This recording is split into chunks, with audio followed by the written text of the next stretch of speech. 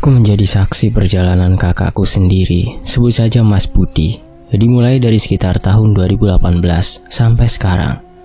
Hari ini semua orang berkumpul di dalam kamar kakakku. Lantunan doa-doa menggema di dalam kamar itu, seakan-akan tembok itu pun mendengar dan ingin segera menyudahi penderitaan kakakku. Sungguh mengenaskan kondisi kakakku yang sekarang. Dia hanya terbaring di atas kasur, tanpa bergerak sedikit pun. Dibilang meninggal, belum. Dibilang masih hidup juga, aneh. Karena memang tragis sangat kondisi tubuhnya yang kurus kering, seperti tengkorak. Nafasnya sudah di kerongkongan. Kedua matanya yang terlihat hanya putih bola matanya, yang hitam entah pergi kemana. Mulutnya menganga, terbuka lebar, serta lidah yang menjulur ke depan. Memang selama ini dia tidak pernah makan dan minum, terhitung dari sejak dia tidak bisa apa-apa di tempat tidur saja. Pernah suatu saat disuapin minum, namun seakan-akan tubuh itu menolak untuk diberikan air sebagai sumber penghidupan. Walaupun sedikit dikasih, dimuntahkan. Dia sudah mengalami sakit-sakitan seperti ini sekitar 2 bulan yang lalu, dan sudah seminggu ini dia baru seperti ini kondisinya. Hanya di tempat tidur, sudah tidak bisa apa-apa. Beberapa saat kemudian tiba-tiba keponakanku, sebut saja Husen, anak pertama dari Mas Budi itu datang, membawa seseorang yang mengerti akan keadaan yang bisa dikatakan aneh ini. Husen mendapat info dari temannya bahwa orang tersebut mengerti akan hal-hal aneh seperti ini.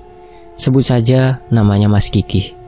Saat dia datang, aku lihat wajahnya berubah seperti kesakitan dan seperti ada sesuatu yang kurang baik, dan mengucap istighfar saat memasuki kamar. Husen meminta kepada Mas Kiki untuk melihat apa yang sebenarnya terjadi dengan bapaknya, Pak Budi. Tanpa lama, Mas Kiki menanyakan awal kejadiannya, kronologinya seperti apa. Setelah dijelaskan, aku, Husen, dan Mas Kiki keluar untuk membicarakan sesuatu. Karena di dalam ada banyak orang, keluarga, teman, serta tetangga yang sedang berdoa bersama. Bahkan ada anak istrinya Mas Budi yang lain menangis melihat keadaan Mas Budi.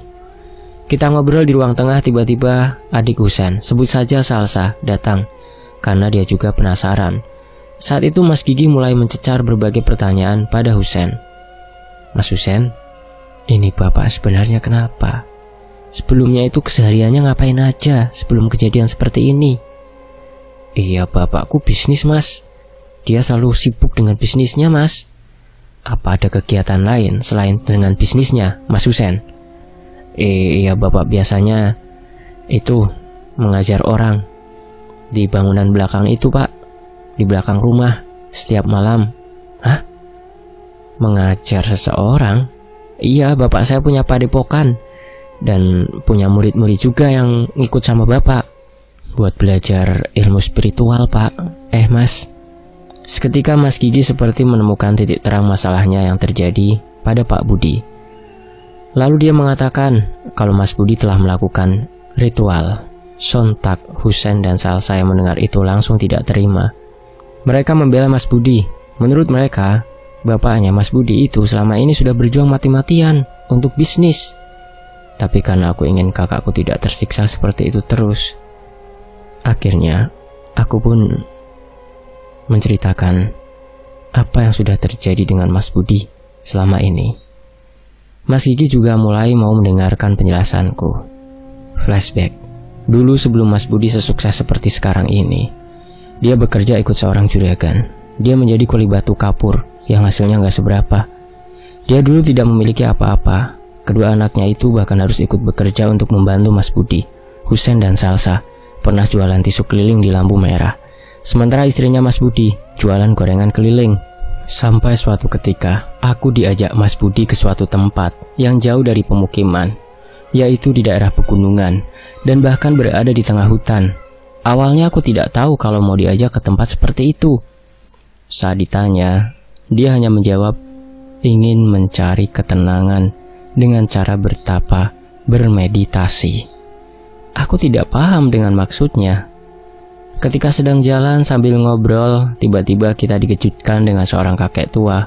Dengan seperti biasa ya, ada jenggot putihnya yang panjang dan bawa tongkat. Dan tiba-tiba dia bertanya, "Apa kalian pengen kaya?" tanyanya. Seketika aku dan Mas Budi saat itu saling pandang. Aku hanya diam tidak menjawab apa-apa karena aku tidak tahu maksud pertanyaan dari kakek tua itu. "Mari ikut saya." Kita berdua diajak ke rumahnya yang terbuat dari anyaman bambu. Seketika aku berpikir, bagaimana bisa kakek tua itu membuat orang lain menjadi kaya, sementara dirinya saja tinggal di rumah kupuk. Anehnya, kakakku, si Mas Budi itu, mau saja diajak masuk ke dalam rumahnya, sedangkan aku menunggu di depan rumah. Beberapa saat kemudian, dia keluar dan mengajakku untuk pulang. Entah apa yang dibicarakan, aku tidak tahu. Hari berikutnya, aku diajak lagi ke rumahnya kakek itu. Sebenarnya aku tidak mau karena dipaksa dan kasihan karena takut dia sendirian. Akhirnya aku mau mengantarkan lagi. Sesampainya di sana, aku lagi-lagi menunggu di depan rumahnya karena lama sekali sampai aku pun tertidur. Entah apa yang dilakukannya di dalam. Tapi setelah selesai, Mas Budi membawa sebuah keris kecil yang dibungkus di dalam kain putih bersama dengan kembang melati. Aku tidak berpikir yang aneh-aneh karena saat itu aku belum tahu soal hal-hal seperti itu.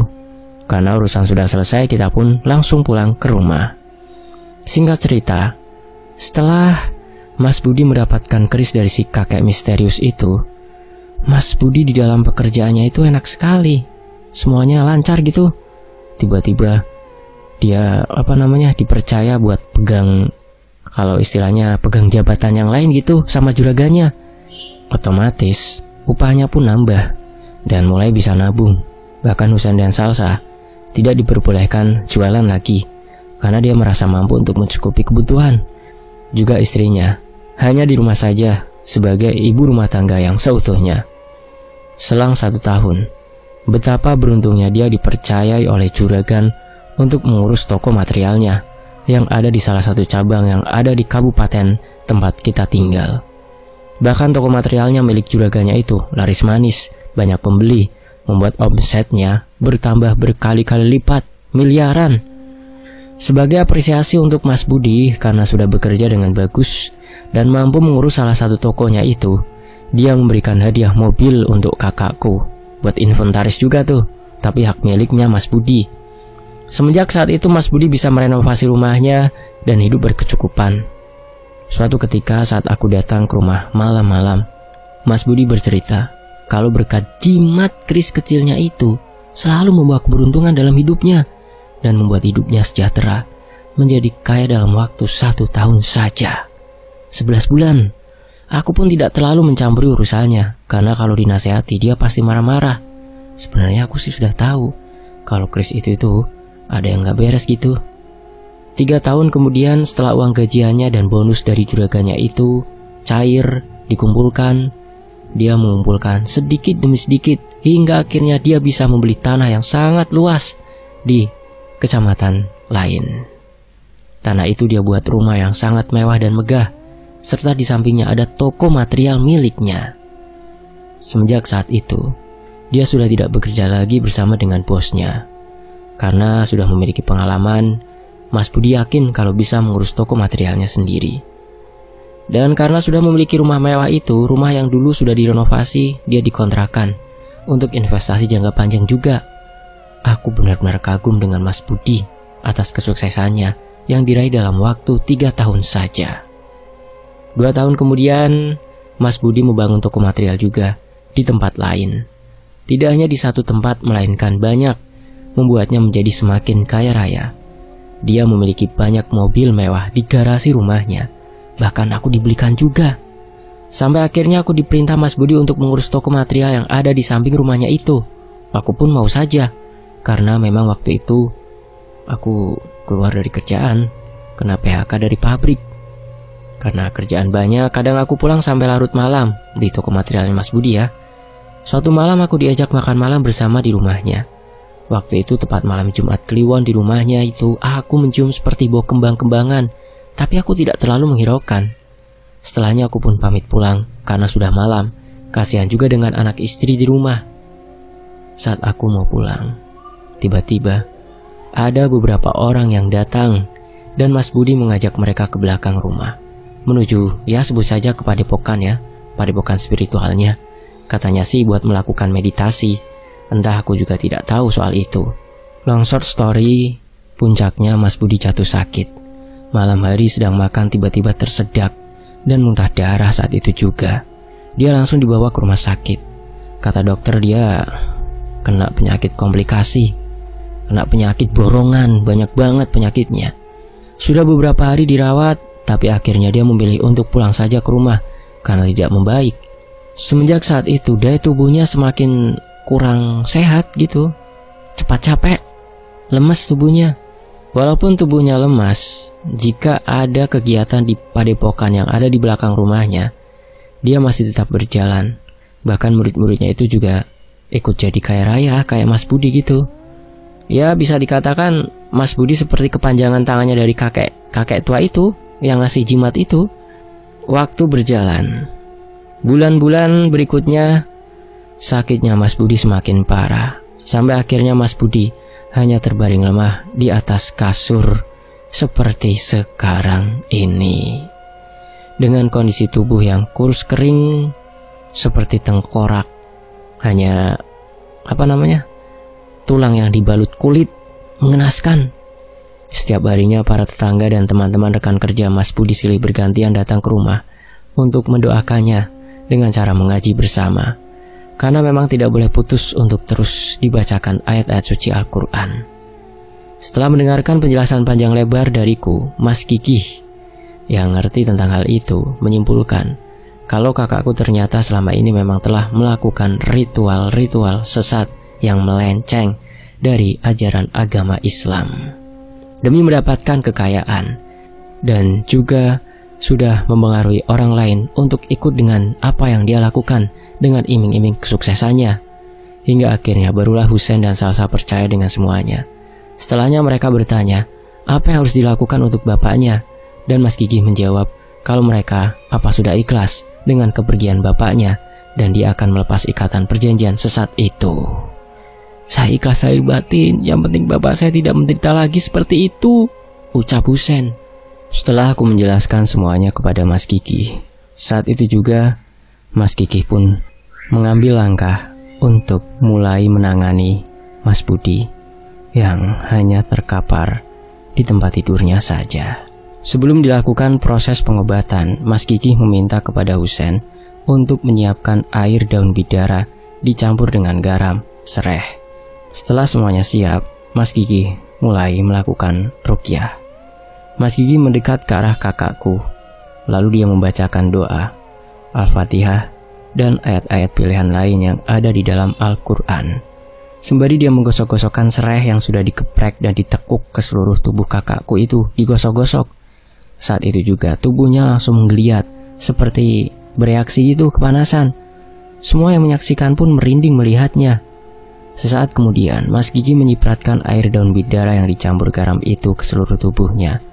Tiba-tiba saja, Mas Budi bangkit dan duduk, namun dengan kedua matanya yang memutih, sambil menunjuk ke arah Mas Gigih dan mengatakan, "Kamu tidak akan bisa melepaskan saya," ucapnya dengan suara serak dan mulut yang menyeringai. "Aku Baphomet." Seketika sosok yang ada di dalam tubuh Mas Budi itu mengakui, menyebut namanya sambil tertawa terbahak-bahak. Mas Gigih meminta untuk disiapkan madu yang dicampur dengan air hangat. Setelahnya madu itu dicipratkan ke seluruh tubuh Mas Budi sambil dibacakan surah Al-Baqarah, yakni ayat 102, dan surat Al-Jin full. Lalu Mas Budi pun terkapar kembali di atas kasur. Ketika dicek ternyata dia sudah meninggal dunia. Namun dengan keadaan kedua matanya yang melotot memutih, mulutnya menjulur ke depan serta mulutnya itu mengeluarkan cairan kuning. Semua yang ada di situ siap-siap untuk memandikan jenazah Mas Budi. Tapi tiba-tiba Husein kerasukan.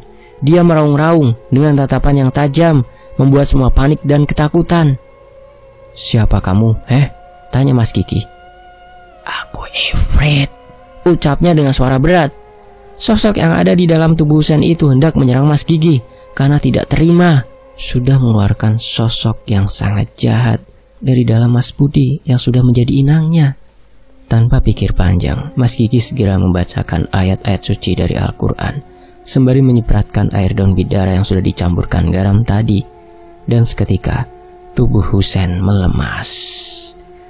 Lalu tangan Mas Gigi mencengkeram di bagian ulu hati Husein dan seakan-akan ditariknya ke atas untuk mengeluarkan sosok itu.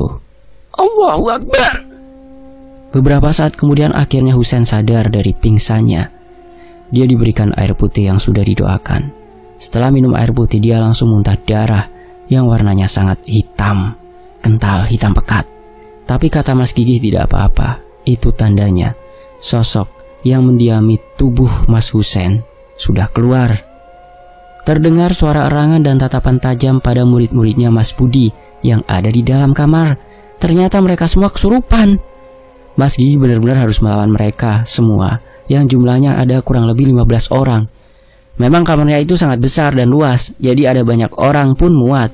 Jadi di situ selain tetangga sanak saudara yang membacakan Al-Quran, murid-murid yang dari padepokan Mas Budi pun ikut hadir. Mas Gigi meminta para tetangga dan saudaraku, begitu juga dengan aku, untuk terus membaca ayat kursi tanpa henti. Waktu terus berlalu, hari sudah mulai malam, membuat suasana malam itu semakin mencekam sekali. Tiba-tiba ada suara guntur halilintar terdengar keras sekali, dan bersama dengan itu hujan deras turun. Allahumma shayyiban nafi'ah. Pokoknya malam itu sangat mengerikan sekali. Aku juga sangat merinding. Mas Gigi terus membacakan doa-doa dan dia oleskan serai pada tubuh orang-orang yang kerasukan itu satu persatu. Atas izin Allah, semuanya sadar sampai akhirnya semua pingsan, lalu mencengkeram dari ulu hati untuk mengeluarkan sosok yang ada di dalamnya. Satu persatu diberikan air hangat yang sudah dicampur madu dan sudah didoakan. Ini diminum dulu. Setelah semuanya sudah minum air madu itu, semuanya, murid-muridnya Mas Budi itu langsung pada muntah darah berwarna hitam kental pekat, sama seperti Husein. Aku melihatnya ngeri. Akhirnya jenazah Mas Budi segera akan dimakamkan besok paginya saja. Dan saat itu Mas Gigi berpamitan untuk pulang karena sudah malam. Keesokan paginya, jenazah kakakku Mas Budi segera dimandikan, disucikan, dan akan segera dimakamkan di pemakaman terdekat sekitar pukul 10 pagi nanti. Mas Gigi juga hadir datang untuk bertakziah. Malam harinya diadakan pengajian 7 hari. Setelah semua tetangga sudah pulang, aku dan keluarga kumpul di rumah Mas Budi sambil cerita-cerita. Sementara Husein berada di dalam kamar. Beberapa saat kemudian tiba-tiba Husein menghampiri ke ruang tengah sambil lari-lari seperti ketakutan. Saat aku tanya, baru dia menceritakan, "Kamu kenapa, Sen?" Katanya tadi waktu dia berada di dalam kamar sedang duduk, tiba-tiba di balik jendela kamarnya ada sosok pocong yang menangis dan meminta tolong. Sontak dia kaget ketika melihat sosok itu yang mana adalah wajah bapaknya, kakakku Mas Budi. Makanya dia langsung lari ketakutan keluar. Astagfirullah. Malam itu semua tidak tidur dan membaca Al-Quran bersama. Suasananya berbeda. Entah kenapa hawanya sangat dingin, bikin tubuh merinding. Paginya Husein menelpon Mas Gigi, minta tolong agar datang lagi ke rumahnya. Tapi karena dia masih ada janji dengan yang lain, katanya nanti kalau ada waktu akan dikabari. Dan malam ketiga, aku menginap lagi di rumahnya Mas Budi dan tidur di kamar tamu bersama dengan istri dan anakku, karena aku juga harus ikut pengajian setiap malamnya. Malam itu aku tidak bisa tidur dan aku pun menonton TV di dalam kamar sementara anak istri sudah terlelap sejak tadi. Beberapa saat kemudian tiba-tiba ada suara yang mengetuk pintu jendela kamar. Aku mengintip dari balik gorden, tapi tidak ada siapa-siapa. Karena aku merasa gak enak hati, seperti ada yang ngawasin gitu. Segera aku matikan TV dan berusaha untuk tidur. Keesokan paginya, Mas Gigi datang ke rumah setelah mengabari kalau dia tidak ada urusan. Akhirnya aku dan Husein menceritakan apa yang sudah terjadi beberapa malam ini. Lalu Mas Gigi bertanya soal jimat milik Mas Budi yang disimpan. Karena aku juga tidak tahu di mana dia meletakkannya, akhirnya kita semua berusaha mencari bersama di setiap sudut rumah. Setelah dicari kesana kemari, ternyata almarhum Mas Budi meletakkan jimat keris kecil itu di dalam ruangan yang selalu tertutup. Dan betapa terkejutnya aku melihat di dalam ruangan itu ada banyak sekali sesajen, kembang 7 rupa dan juga kemenyan. Kemudian keris itu diambil oleh Mas Kiki dan menyuruhku untuk menyiapkan minyak tanah dan juga korek api. Setelah semua tata cara yang dilakukan oleh Mas Kiki tentang pembakaran jimat, Mas Kiki pun mulai membakar jimat tersebut sambil membacakan doa. Sebelumnya, bungkusan keris itu diletakkan di dalam tanah yang sudah digali di belakang rumah, serta disiram dengan minyak tanah, lalu mulai dibakarlah. Api langsung melahap dan membakar semuanya sampai menjadi abu. Tolong siapkan air garam di dalam ember dicampur dengan tumbukan daun kelor.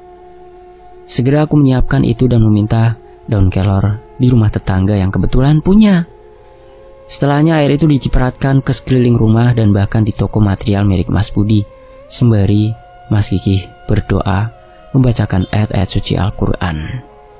Mas Kiki meminta kepada Husain dan Salsa untuk terus mengirimkan doa buat Mas Budi supaya dia diampuni dosa-dosanya dan dilapangkan kuburnya. Semenjak meninggalnya kakakku, toko material sudah ditutup dan aku pun mulai mencari pekerjaan baru. Sementara rumah mewahnya itu ditinggal karena Husain, Salsa dan istrinya Mas Budi itu lebih memilih untuk pindah ke rumah yang dulu. Rumah mewah dan toko material itu jadi terbengkalai, tidak ada yang menempati dan bahkan jadi angker. Waktu itu aku pernah lewat di depan rumah itu, tapi kondisinya sudah sangat kotor karena sudah tidak ada yang merawatnya. Sekarang Husain dan Salsa sudah bekerja. Husain menjadi dokter sementara Salsa bekerja di perbankan. Sementara aku sekarang bekerja di pabrik kembali, namun di bagian sekretaris, karena memang dulu aku juga pernah kuliah, dibiayai juga oleh Mas Budi sebelum menikah dulu. Dan mobil yang diberikan oleh Mas Budi masih tetap aku pakai untuk berangkat bekerja. Tamat. Demikianlah, semoga kisah ini menjadi hikmah. Mohon maaf kalau ada salah kata atau salah dalam penyampaiannya ya. Saya pamit. Wassalamualaikum. Sampai jumpa di kisah lainnya tetap di Tony FS.